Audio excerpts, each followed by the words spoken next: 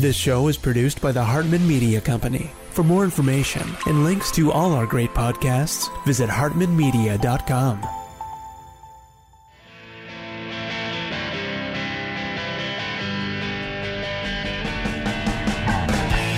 Welcome to the Young Wealth Show, where you'll truly learn how to make, spend, and invest money for an awesome life. Get the real-life stuff that wasn't part of your school curriculum. Young Wealth gives you innovative new ways of dealing with your finances, as well as the skills and tools you're going to need to survive and be successful out on your own. Let the Young Wealth Show be your GPS to take you from clueless to clued in. Here's your host, Jason Hartman, with Young Wealth. It's my pleasure to welcome back a returning guest, and that is Daniel Ameduri. He is co-founder of Future Money Trends newsletter and futuremoneytrends.com. With nearly 150,000 subscribers, he's also the best-selling author of Don't Save for Retirement, a Millennial's Guide to Financial Freedom. Daniel, welcome back. How you doing? I'm doing great. Thanks so much for having me on your show. You're coming to us from my old city I lived in for a year and a half, Las Vegas today, right? I sure am. I'm in a Las Vegas hotel. I did not know this, but I'm actually staying at the Delano, which is next to Mandalay, and yesterday was the anniversary of the shooting. The anniversary, yeah, 2-year anniversary. I was there at the Foundation Room, and I actually filmed that shooting, that terrible, horrific event. I never saw anything like that in my life. Now, granted, I saw it from far away, but I still have nightmares about it. It's awful. It is horrible. Yeah, it really is. And I tell you, you probably would agree with me on this, although we've never talked about it. There's a lot more to that story than the official version, I guarantee it. I don't know what the story is, but I know it's not the official version. I can tell you that. I'm with you on everything you just said. I don't know what the truth is, but I sure as hell know that what they're telling us is not the truth. There is no way this guy, and by the way, this is not the subject of this interview, but there's no way that guy, acting alone with zero motive, did that. That seems a lot more like a terrorist attack, because think about it, it was a Christian concert, okay? You know, that was just totally suppressed, and it was shocking. It took months and months for them to release footage of him moving all of that equipment, all of those guns, all of that ammunition in through the elevators and all of this stuff, and there was hardly any of that footage available. Could have been anything in those cases, right? That story just, I smell a rat everywhere you look in that story. Well, and there's a lot of eyewitness accounts that saw multiple shooters. They even have the police scanners. Some of the police were worried about like a helicopter shooting guns. You know, so who knows what the real story is and why they covered it up and why they don't want the public knowing. Who knows? Maybe it was tied to Al-Qaeda or something. Well, I would certainly think it was tied to Al-Qaeda or ISIS or something like that, because it makes sense that, number one, they'd attack a Christian group. And from just being there myself, you know, I cannot say this, and I said this on the news, I was interviewed a few times after the event. I'm no expert, okay? That's my first disclaimer. But it did not sound like a single shooter. It did not sound like that to me. At first, I was there with a friend of mine. You know, it sounded like a jackhammer at first. I didn't know what it was, you know. It certainly did not sound like a single shooter, but, you know, again, I'm not an expert, so. Anyway, let's get on with the subject here. So, don't save for retirement. Now, Daniel, isn't that contradicting age-old financial wisdom? You know, save for a rainy day, save for your future, be responsible, delay gratification for something bigger, for a bigger future, for a secure retirement. You're telling people not to save money, really? Well, it's not to not save money. It's just to not use the current cookie cutter plan of retirement, which has failed. So, you know, people think of this as something that's always been, and they just don't even question it. They just start saving for retirement, and as if it's going to all work out perfectly. When the proof is out there now, the evidence is out there, it's failed for most people. Vanguard, which has most of these accounts, the median 401k-er that's 65 and up only has about $55,000 in their account. And that's the median? That's the median, not average. That is being, skewed a lot. That's just the middle number. And those are 65-year-olds, and that's not enough money. But boy, it gets a lot worse at the lower end of that spectrum, I'll tell you that. It sure does. We've all seen the polls out there and stuff where people are asked if they can even afford a $500, expense last minute, and it would crush them if it happened. So, I mean, I just look at everything that about retirement from the results of, the baby boomers. Let's face it, they had the best real estate market, best bond market, best stock market. And if it didn't work out for the baby boomers, which are really the first generation to fully embrace this idea, even though you can source pensions back to the Romans, you can source like modern day pensions back to the late 1800s. But, even this artificial number of 65, this was 70 years old in Germany. And then a politician was running against somebody and said, hey, I'll lower it to 65. And it's just fascinating when you really look into retirement. And then you kind of just step back and say, well, wait a minute, what do the rich do? What are the wealthy doing? And they're always focusing on preservation, which is that Warren Buffett number one rule. Number two, don't lose money. And they're focusing on income and cash flow, something that you're a huge advocate of and have been teaching thousands of people about, making cash flow, buying things that make you money, that send a check to you. And that is what Don't Save for Retirement is about in the book.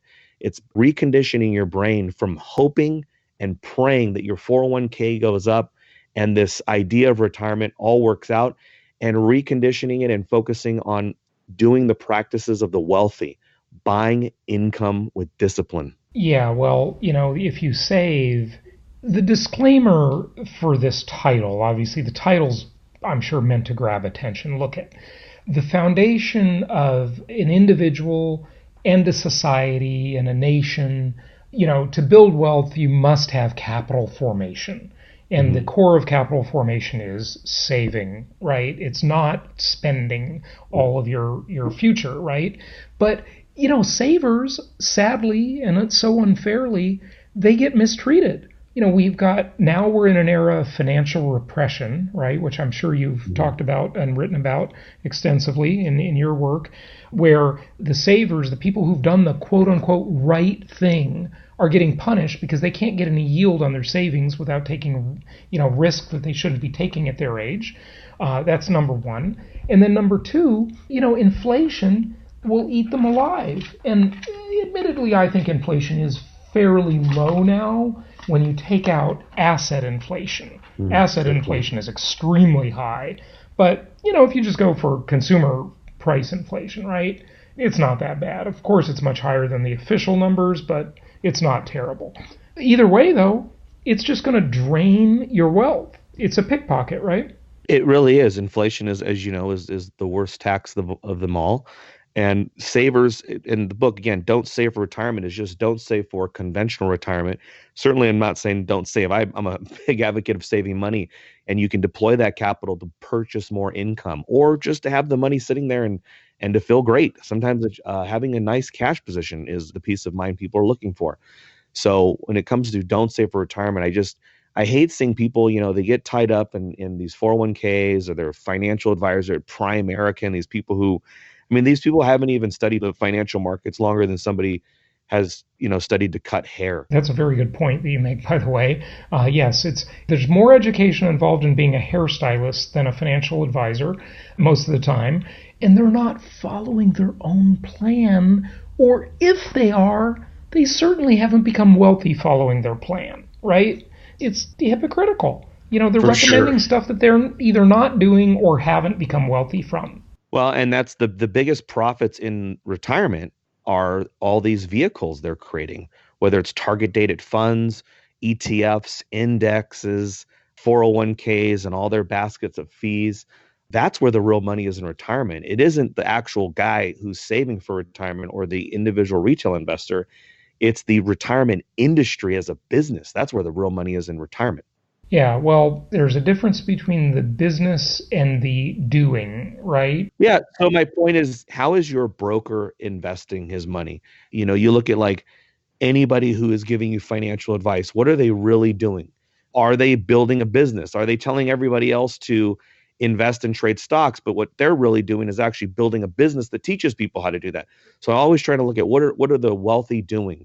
And time again, it doesn't matter if you're looking at Mark Cuban or Kevin O'Leary or President Trump. If you look at their overall blueprint, it is unlike the middle class. It is unlike the poor. And Robert Kiyosaki talks about this, where the poor and the middle class, they have this urgency to get rich. So they're constantly speculating.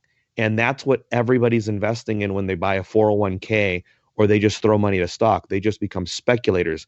But if you look at what the wealthy are doing, they're not speculating. They're focused on certainty. You know, when Warren Buffett talks about not losing money, he's not saying you can avoid volatility. What he's saying is he's buying things that, look, I'll give you a great example. If you want to buy a stock, you could buy Disney stock. Are you going to lose money? No. Is it going to protect you from volatility? No, there's going to be plenty of volatility. So when I look at what the middle class has been completely conditioned into doing, which is speculating, versus the rich, which is cash flow and preservation, that's what I was really trying to teach people in Don't Save for Retirement. And by the way, the book starts out with my wife and I in a bankruptcy attorney's office. We'd blown ourselves up in 2008. So this isn't like some story where I had crazy success. The first half of the book is how my wife and I we did crazy things. We cut our budget.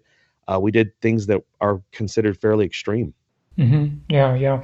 So it reminds me of the famous story from A Random Walk Down Wall Street, where, you know, everybody's looking for the good deals and the market is efficient. And I mean, it's not perfectly efficient, nothing is, but it's just buy the index, right? That's how you'll reduce your volatility and create wealth over the time. But better yet, get into alternative investments like my favorite, income property.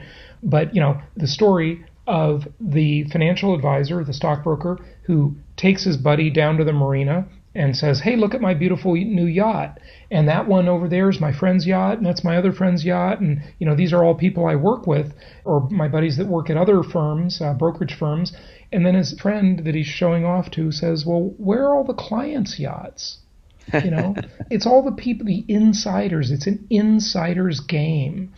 And with alternative investments, like income property, you are the insider. We can all be insiders because it's a direct investment, and we're not letting some big brokerage firm skim all the money off the top, right? And not just brokerage firm, but the CEOs, the fund managers, the board of directors, you know, all the insiders. There's so many of them in so many directions, right? But that's really what it's all about. I'm looking at your table of contents, and I want you to talk a little bit about Chapter 2, if you would. You know, what did we inherit? And when you look at the different demographic cohorts, each of them kind of inherited a different world, right?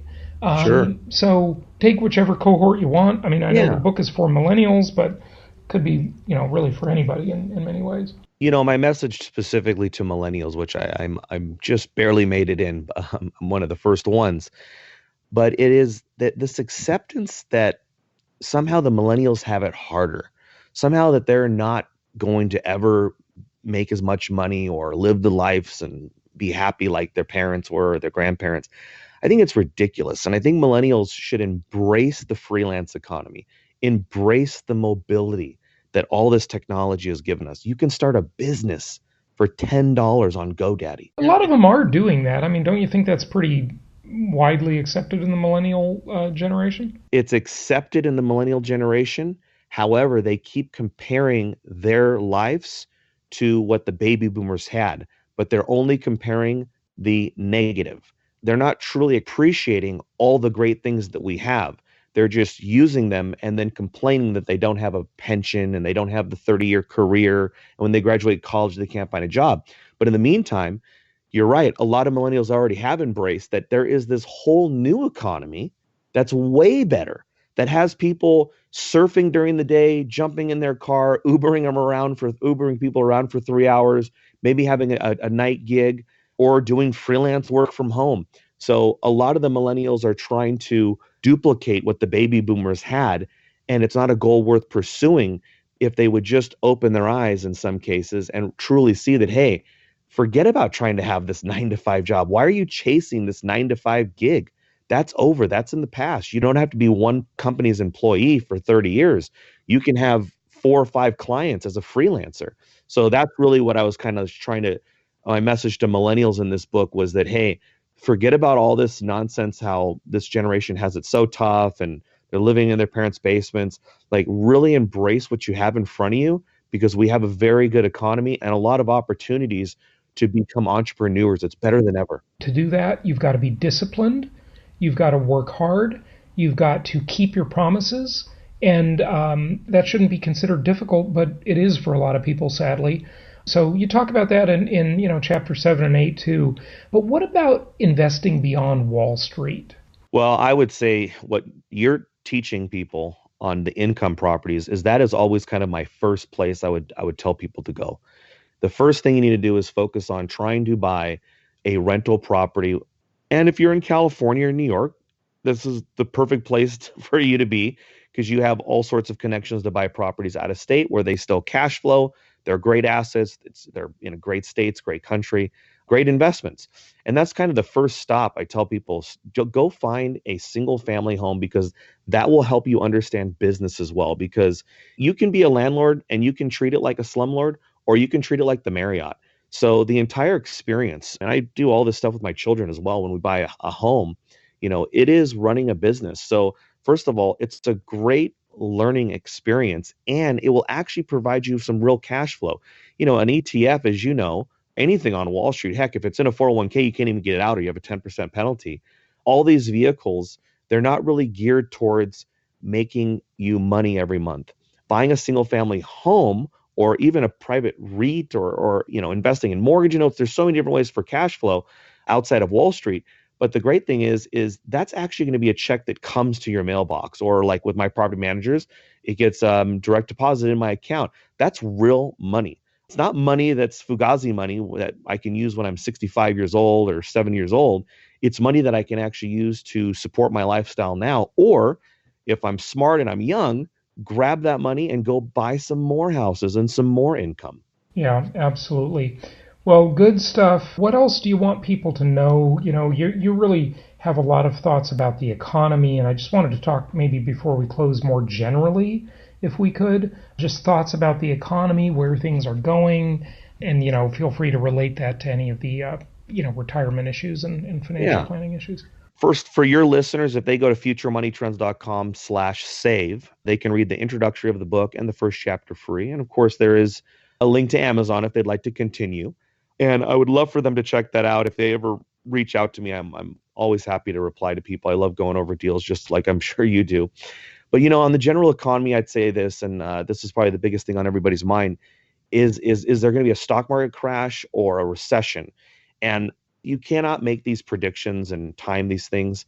But one thing I can say is I've never read in history or experienced in my own life where a stock market crash happens when everybody's telling you a stock market crash is going to happen, and when everybody is excited about it, the potential of a stock market crash and a recession. And, I was just on marketwatch.com before that we did this interview, and it's just like, what's worse, negative yields or the other option investors had was a 50% stock market crash? I'm like, really? There's an assumption. And anytime you see that, the opposite's going to happen. And I would bet, because of the inverted yield curve and negative rates, I would bet that it's essentially boom time for the next year. I suspect markets to reach crazy levels, that the Dow over 30,000, maybe 35,000, the exact opposite of what everybody's expecting as far as a recession and a stock market crash. Hasn't this market, isn't it a little long in the tooth by now? I mean, it's been going for a while, and I'm sure it got extended by Trump's election, but, it can't go forever. They can't. But, the bond market is in its 38th year. So the stock market and the real estate market's only in its 10th. Is it a new bull market or is it an old bull market? It's hard to say. I mean, the bond market, it's been going since 81. So it's hard to say if it's long in the tooth. I do know this, that, I was looking at some of these inverted yield curve moments in time, and it is true that the last 4 or 5 have had a recession after, but there have been many more. And there's actually a time period between 1879 and 1929, 50 years, we had an inverted yield curve on average, 70% of the time. So because of the demand for capital and what's going on in the global economy, with all the central banks easing, I think it's very possible that we actually see a fairly good environment for the next at least 12 months. Yeah, very interesting. So past the election. Yeah, I think he's going to be okay for the economy. I'm not saying Trump's going to get elected or not elected, but I don't think he's going to be dealing with a recession. Right. Well, yeah. Wow. So the boom times will continue past the election. That was my question mark. Yeah. It'll be interesting to see which way it goes, because I think this trade war with China will most likely be settled up here in the next 6 months. A lot of people think it'll go past the election, but I have this weird feeling that China actually likes Trump because he's such a disruptor. And for better or for worse, and a lot of Trump people won't like hearing this, but I think China sees this as an opportunity for them to make new friendships and new allies with certainly some of the people that the United States is upsetting and disrupting in a lot of old relationships. So I think as a disruptor, it's like anything else. China's going to adapt to whatever U.S. policy is and use it as their own tool. And I think with Trump, he's a great disruptor. I think he's doing a lot of good. But at the same point in time, I think for them, it might be an opportunity to make some new friends as the U.S. leaves some new friends. China's already the number one trader with North Korea, so and they're certainly not our friend, or I don't know. I thought they were going in that direction for a while, but apparently not. No. Well, we shall see. Well, Daniel, thanks for joining us today. I believe you already gave out your website. So we appreciate that, and good luck with the book. It's an important message that especially millennials need to hear. So good luck. Thanks so much, Jason. Thank you so much for listening. Please be sure to subscribe so that you don't miss any episodes. Be sure to check out the show's specific website and our general website, hartmanmedia.com, for appropriate disclaimers and terms of service. Remember that guest opinions are their own, and if you require specific legal or tax advice or advice in any other specialized area, please consult an appropriate professional. And we also very much appreciate you reviewing the show. Please go to iTunes or Stitcher Radio or whatever platform you're using and write a review for the show. We would very much appreciate that. And be sure to make it official and subscribe so you do not miss any episodes. We look forward to seeing you on the next episode.